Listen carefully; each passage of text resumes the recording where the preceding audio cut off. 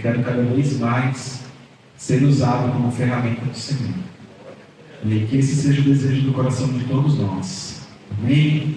Feche seus olhos, vamos falar com o Senhor. Pai, Tu és um Deus poderoso, um Deus grandioso, Senhor. E nós nos colocamos aqui, Senhor, como ouvintes do Senhor, Pai. O Senhor já falou conosco, já tocou os nossos corações através dos louvores, da ministração, Pai. Mas nós ansiamos por mais do Senhor sobre a nossa vida. E o que nós te pedimos nessa noite, Senhor, é que o Senhor continue falando, que o nosso ouvido continue atento, que o nosso coração continue preparado e disposto, Senhor, a ouvir a Tua voz e a ouvir o que o Senhor quer falar conosco. Tire agora toda a distração, Senhor. Tire agora toda a preocupação, Jesus. Que nós possamos olhar somente para o Senhor.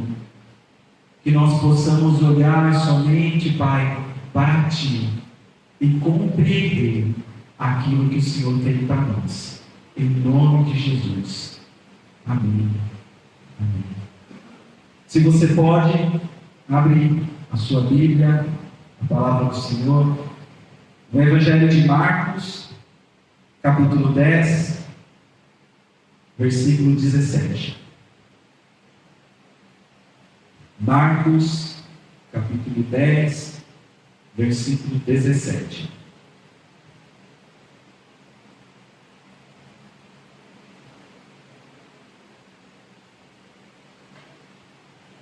Amém? Amém, igreja? Está aí? Vocês estão aí? Amém. Diz assim: pondo-se Jesus a caminho, um homem correu ao seu encontro e, ajoelhando-se diante dele, perguntou-lhe: bom mestre, que farei para herdar a vida eterna? Jesus respondeu: por que você me chama de bom? Ninguém é bom a não ser um, que é Deus. Você conhece os mandamentos: não mate, não cometa adultério, não furte, não dê falso testemunho, não defraude ninguém, honre o seu pai e a sua mãe. Então o homem respondeu: mestre, tudo isso tenho observado desde a minha juventude. E Jesus, olhando para ele com amor, disse: só uma coisa falta a você. Vá, venda tudo o que tem e dê o dinheiro aos pobres, e você terá um tesouro no céu. Depois, venha e siga. Ele, porém, contrariado com esta palavra, retirou-se triste, porque era dono de muitas propriedades. Feche seus olhos novamente. Pai, que a revelação da Tua palavra, Senhor, a luz da Tua palavra, ela venha invadir os nossos corações, Pai.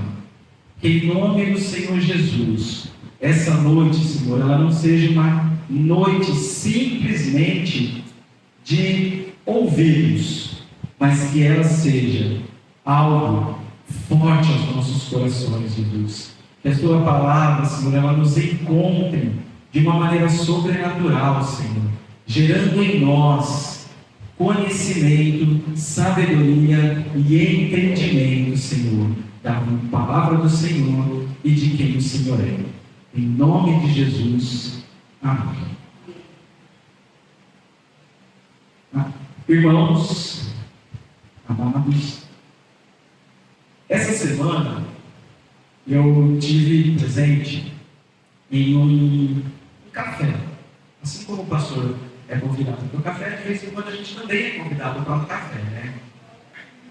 E foi na casa de uns amigos meus que fazia um tempo já que eu não os via, conversava apenas por WhatsApp, né?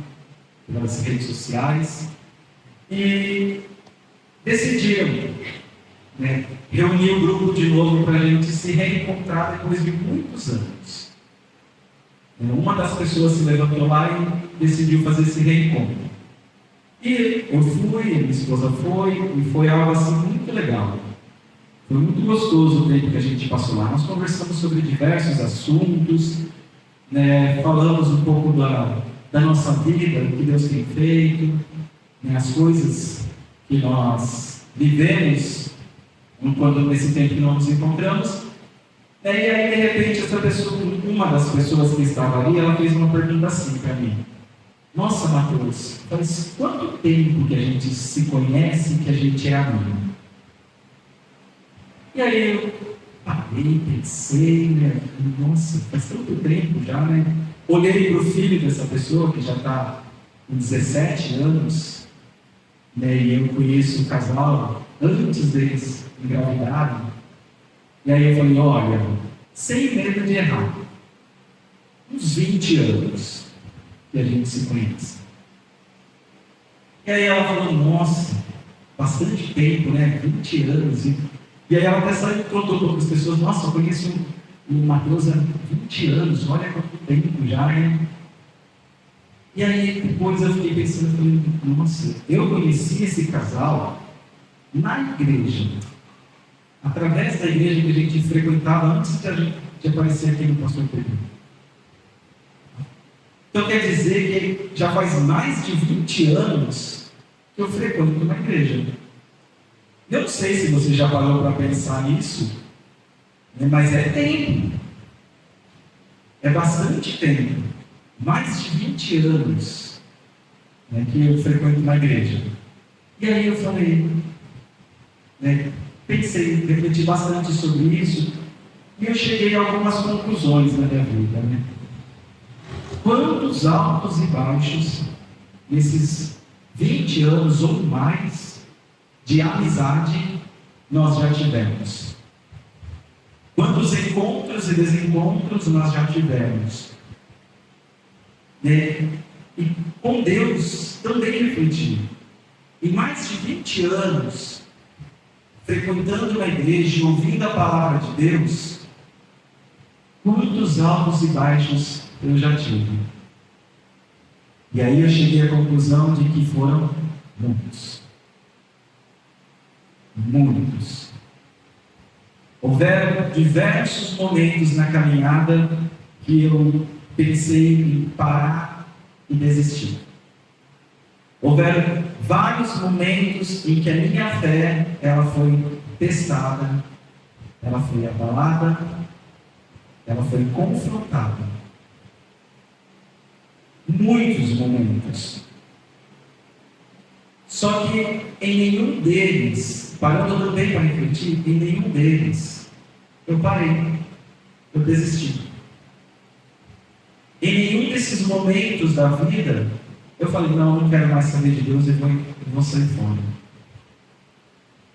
Não, eu permaneci, eu acreditei, eu confiei e continuei na caminhada. Tanto é que por isso que eu estou aqui hoje. Só que eu entendo e eu sei que altos e baixos são naturais na vida de todo ser humano, e não só de cristãos. Não só de quem conhece a palavra de Deus. E se você pensar aí, você vai ver vários momentos da sua vida que você poderia ter parado, desistido, jogado a toalha, mas você não fez, você permaneceu no Senhor. E quando até Jesus voltar, enquanto a gente viver, haverá muitos outros momentos em que nossa fé será testada.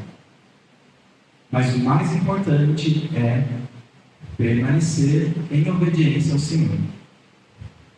E aí, um outro momento, um outro dia da minha vida, da minha caminhada com o Senhor, eu estava aqui na igreja, nós estávamos participando de uma reunião, e a gente parou lá fora para tomar café, e eu estava conversando com uns amigos meus também, e a gente começou a falar sobre o quão é difícil obedecer aos mandamentos do Senhor.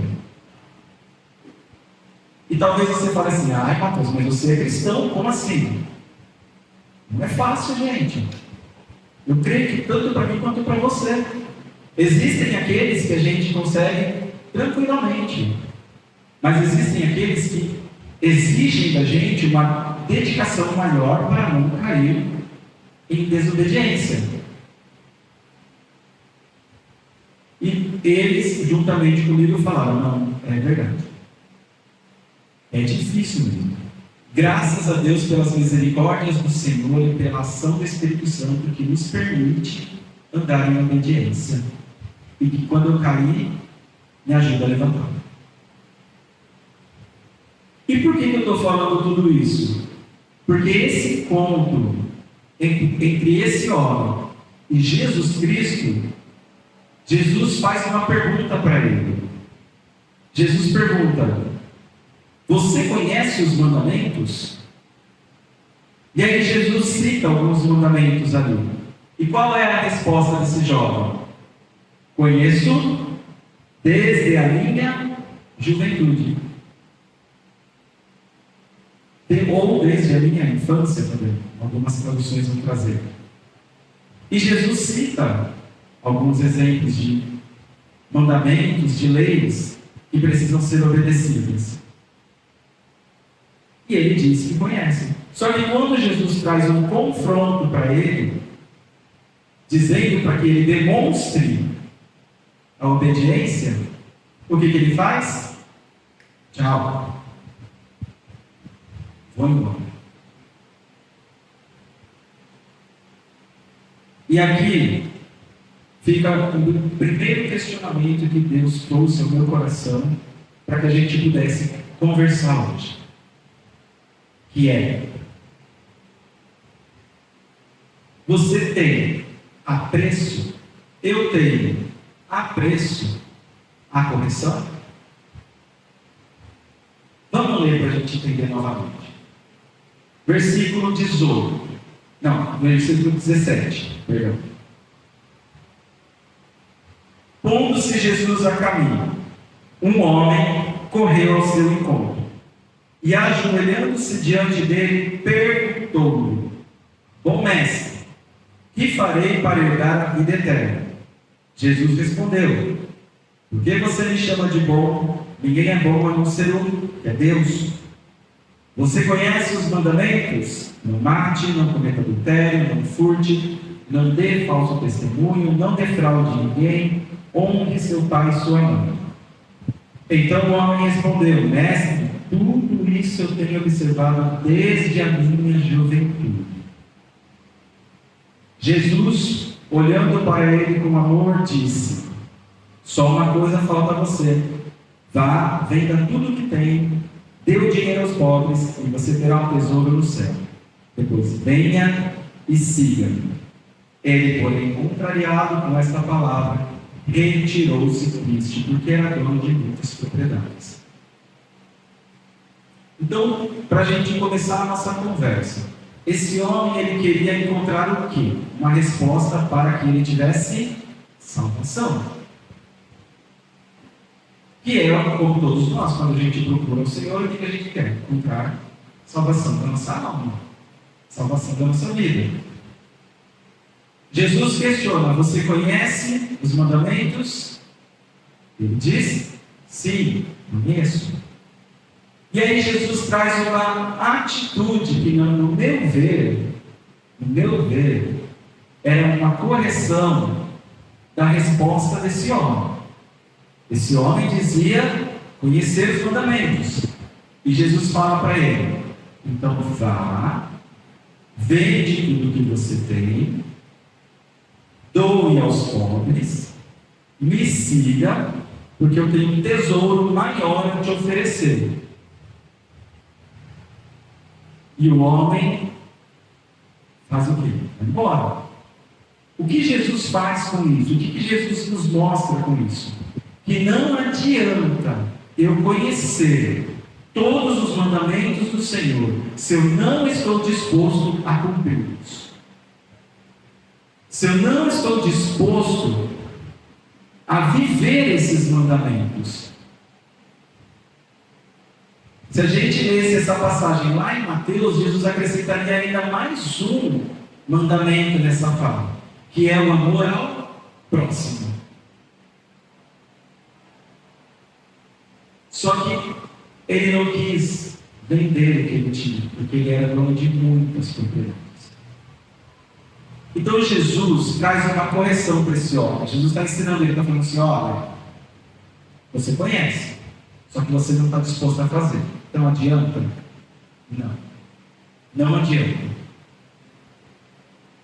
Se nós não queremos ser confrontados pelo Senhor, se nós não temos apreço à correção que o Senhor traz para nós, quando nós buscamos por salvação, de nada adianta buscar ao Senhor e ao que Ele pode te dar. Nós precisamos ter apreço ao confronto, nós precisamos ter apreço à correção. Jesus vai nos corrigir todos os dias. E se você não tiver um coração apegado ao Senhor, você vai sair correndo também. Quando Jesus traz essa palavra ao meu coração, para que eu pudesse trazer à igreja, eu fui confrontado. Eu fui confrontado em diversos momentos dessa mensagem. Todas as vezes que eu parava para sentar, para ler e estudar essa palavra, eu era confrontado pelo Senhor. Assim como eu estou sendo nesse momento também. É importante, é necessário que a gente entenda que andar com Jesus vai haver correção. Nós vamos ser corrigidos pelo Senhor. Quem quer salvação precisa entender que nós seremos corrigidos. Pensa numa criança. A criança, para que ela possa crescer e ter o seu caráter formado, ela precisa de ensino e de correção. Se não houver correção, essa criança ela vai fazer o que ela quiser, com quem ela quiser, vai crescer um adolescente insuportável, para não falar rebelde, insuportável, um adulto chato que ninguém quer por perto. Ninguém vai querer por perto. Então a correção, ela faz parte de quem deseja e anseia pela salvação de Jesus Cristo. Afinal de contas, a gente comete deslizes no caminho. A gente erra em alguns momentos. Esse jovem rico, ele tinha conhecimento das leis, porque ele era um religioso. Ele se considerava irrepreensível. Mas ele não tinha o mais importante de tudo: apego ao Senhor, desejo em conhecer Jesus. Ele queria apenas ver, mas ele não tinha prazer em conhecer Jesus. Igreja, a correção, ela é necessária. Ela faz parte do nosso crescimento. Se você está sendo corrigido, se você está sendo podado por alguém que está sendo usado pelo Senhor, aceite. Aceite essa correção. Como eu disse, faz mais de 20 anos que eu ando com o Senhor. E nesses 20 anos, meu Pai eterno, quantas correções eu tive. Quantos momentos eu precisei sentar, ouvir ao Senhor, sentar e ouvir os meus líderes. É gostoso? Nem um pouco. Nem um pouco. Mas é necessário. Faz parte do nosso crescimento. Faz parte daquele que deseja e anseia pela salvação. Nós estamos cantando aqui, falando aqui nesse altar, muitas vezes que Jesus está voltando. E Ele não vai buscar uma igreja suja, manchada. Jesus vai buscar uma igreja imaculada, sem ruga, sem mancha. Só que a correção, ela faz parte disso. Ela precisa acontecer. Não é prazeroso, é doloroso, dói, mas faz a gente crescer, nos torna melhores, nos torna parecido com Jesus. Faz parte da nossa vida. Então, se você está sendo corrigido, agradeça ao Senhor. Olha o que diz em Provérbios, capítulo 3, por favor, põe Provérbios 3, 11 e 12. Provérbios 3, 11 e 12.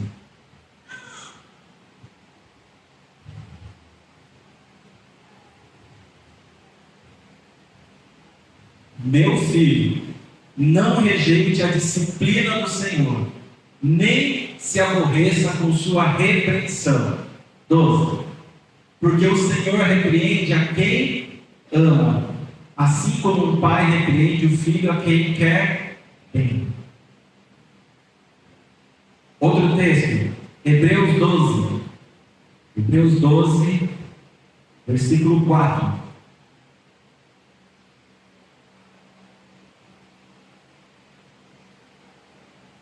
Na luta contra o pecado, vocês ainda não resistiram até o sangue. Continuando. E vocês se esqueceram da exortação que lhes é dirigida como a filhos. Filho meu, não despreze a correção que vem do Senhor, nem desanime quando você é repreendido por Ele. Porque o Senhor corrige a quem ama e castiga todo filho a quem aceita. Versículo 7. É para a disciplina que vocês perseveram. Deus os trata como filho. E qual é o filho a quem o pai não corrige? 8. Mas, se estão sem essa correção, da qual todos se tornaram participantes, então vocês são bastardos e não filhos. Olha que forte. Se nós não estamos sendo corrigidos, a Bíblia nos chama de bastardos. Não somos filhos. Porque o Pai corrige a quem Ele ama. Então, se tem alguém nos corrigindo, se tem alguém nos disciplinando, se tem alguém nos confrontando, é porque essa pessoa, ela tem amor por nossa vida. Ei, eu não sei você, mas eu sou corrigido diariamente pelo Senhor. E hoje, quando eu estudava essa palavra, eu fiz questão de ir lá no meu cantinho e falar: Deus, obrigado pela correção. Obrigado, Jesus, porque o Senhor me corrige. É sinal de que o Senhor me ama. É sinal de que o Senhor se importa comigo e que o Senhor me quer no céu. Ei, gente, pensa aí, sonda o seu interior, olha para você. Você está sendo corrigido, você está sendo confrontado. Se essa sensação de, às vezes, tristeza porque foi corrigido bate em você, se alegre. Se alegre porque você está triste. É meio estranho, mas se alegre porque você está triste. É sinal de que alguém se importa. Alguém quer a sua salvação. E a salvação é para filho, não é para bastardo. A salvação é para filhos. Então tem alguém que te ama. E eu tenho certeza que Deus também não fica planejando, nos corrigir. Ele não fica lá no céu olhando para a gente e falando assim: como que eu vou corrigir essa pessoa hoje?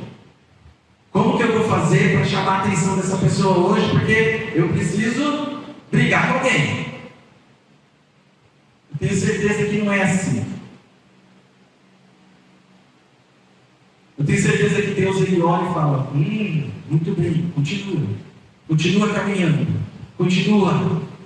Ah, caramba, agora eu preciso ir lá. Que pena, vou ter que ir lá corrigir.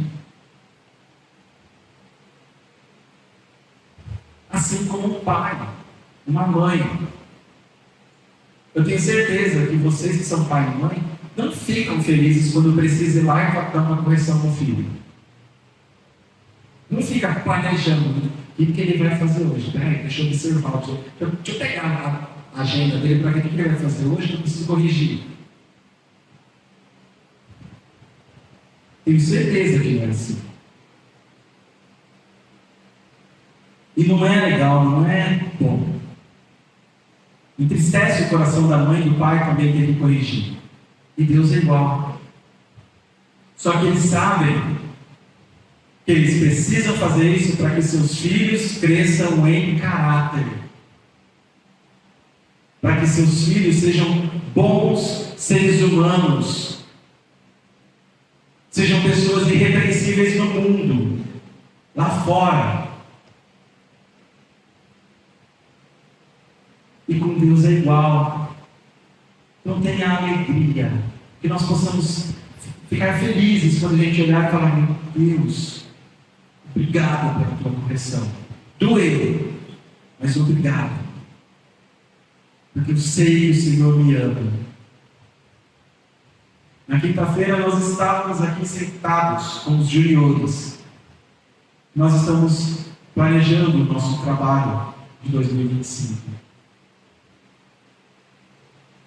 E se você já trabalhou com juniores, ou se você já trabalhou com adolescentes, jovens, vocês sabem que é uma alegria, né? Nossa! Não é alegre? Nossa! Não dão nem um pico de trabalho. Nem um pouquinho. Não precisa chamar a atenção nenhuma vez. Só 3, 4, 5. Mas assim, a gente gosta, eu gosto. Tenho certeza que o pessoal da conexão também gosta do que faz. A gente vê pelo que fazem, né? De coração. E aí nós estávamos aqui na quinta-feira e nós estávamos conversando. E eu falei para eles assim que eu tenho um aprendizado na minha vida. Não são todos que fazem assim, mas é um aprendizado na minha vida. Pregue a palavra em tempo e fora de tempo. Então toda reunião tem um momento de palavra. Tem um tempinho ali que a gente separa para estudar a palavra. E aí eu falei para eles sobre a tentação de Jesus. Jesus lá, depois de se batizar, é levado ao deserto e é tentado por Satanás. Talvez você já ouviu essa história. Quantos já ouviram? Conhecem essa história?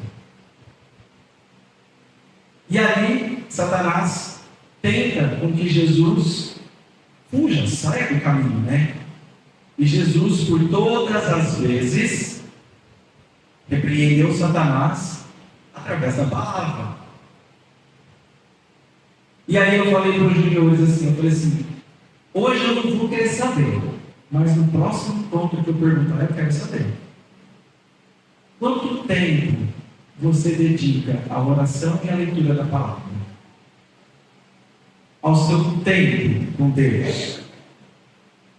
E aí eu falei para eles, não precisa me responder agora. Não precisa.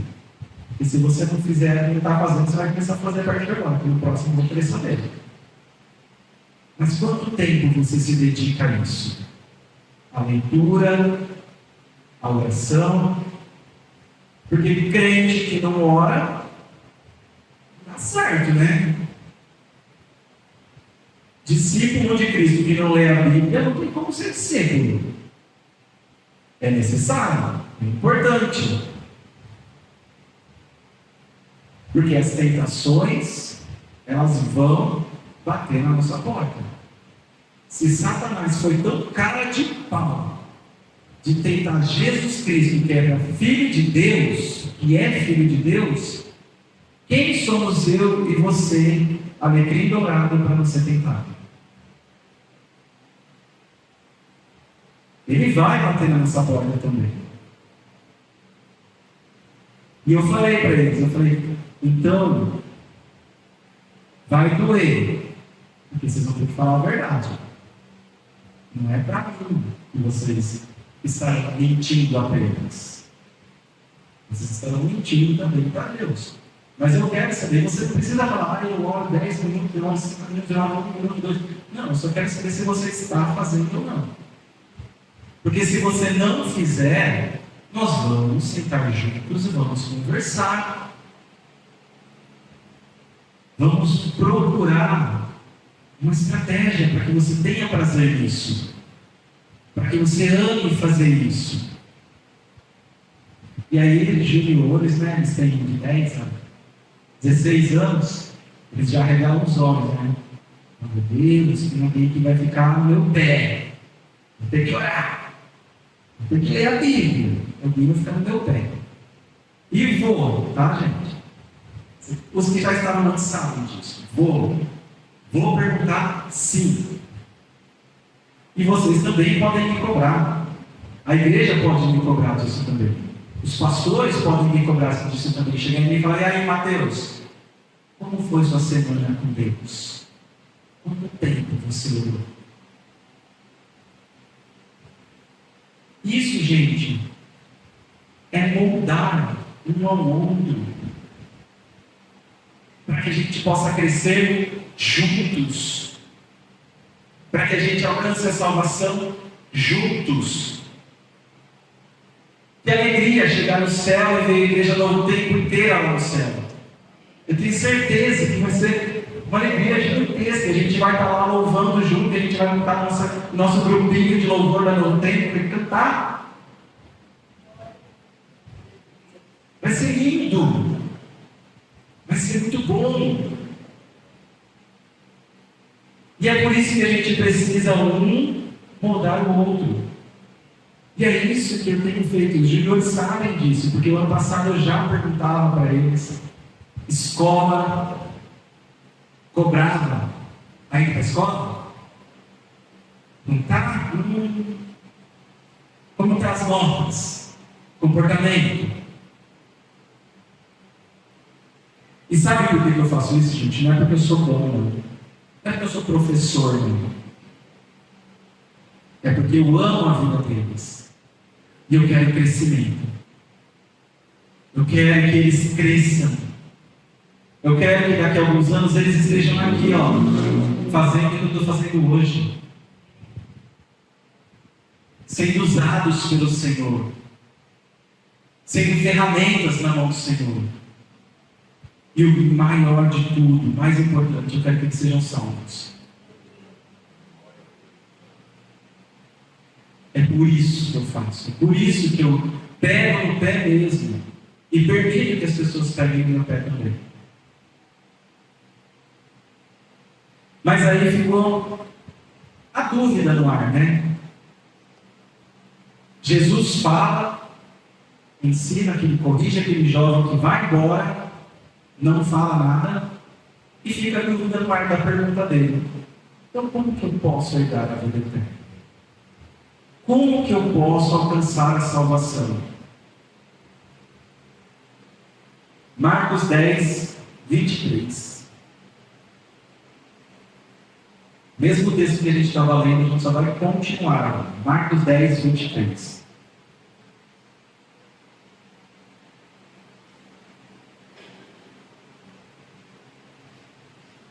Então Jesus olhou ao redor e disse aos seus discípulos: como é difícil para os que têm riquezas entrar no reino de Deus. E os discípulos estranharam nessas palavras, mas Jesus insistiu em dizer-lhes: filhos, como é difícil entrar no reino de Deus. É mais fácil um camelo passar pelo fundo de uma agulha do que um rico entrar no reino de Deus. Eles ficaram muito admirados, dizendo entre si: sendo assim, quem pode ser salvo então? Jesus olhou para eles e disse: para os seres humanos é impossível, Contudo, não para Deus, porque para Deus tudo é possível. Então Pedro começou a dizer: eis que nós deixamos tudo e seguimos o Senhor. Jesus respondeu: em verdade lhes digo que não há ninguém que tenha deixado casa, irmãos, irmãs, mãe, pai, filhos ou campos por minha causa e por causa do Evangelho, que não receba, já no presente, 100 vezes mais casas, irmãos, irmãs, mães, filhos e campos, com perseguições. E no mundo por vir, receberá a vida eterna. Porém, muitos primeiros serão últimos e os últimos serão primeiros. Jesus está ensinando aqui: quer salvação? Deixa tudo. Larga tudo pelo Senhor. Buscar a Deus precisa estar acima de todas as coisas. Buscar a Deus precisa estar acima das nossas vontades, dos nossos desejos, das nossas preferências. Buscar a Deus precisa estar em primeiro lugar. Precisa ser o primeiro, mais importante do que qualquer outra coisa na face da terra. A salvação é alcançada quando eu largo tudo pelo Senhor. É eu largar tudo para buscar o Senhor.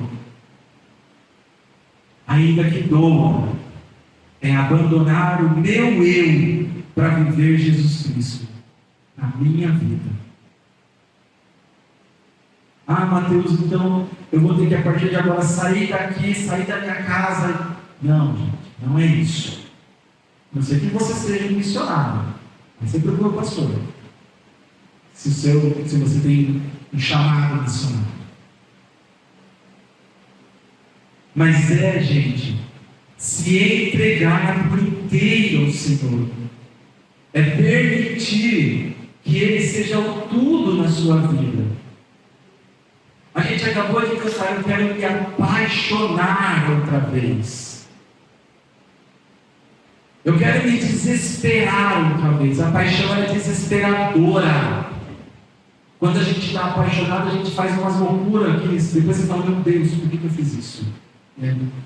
Mas é isso.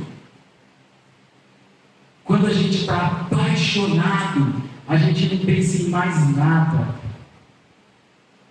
A nossa paixão é no levantar, é no deitar, é quando eu abro meus olhos, é quando eu falo. Eu só quero falar disso. Aí alguém vem e troca de assunto, você volta para o assunto. Aí alguém vem e fala para você, volta para aquele assunto. A paixão é isso. E a gente precisa ser apaixonados pelo Senhor. Ser sedentos pela salvação.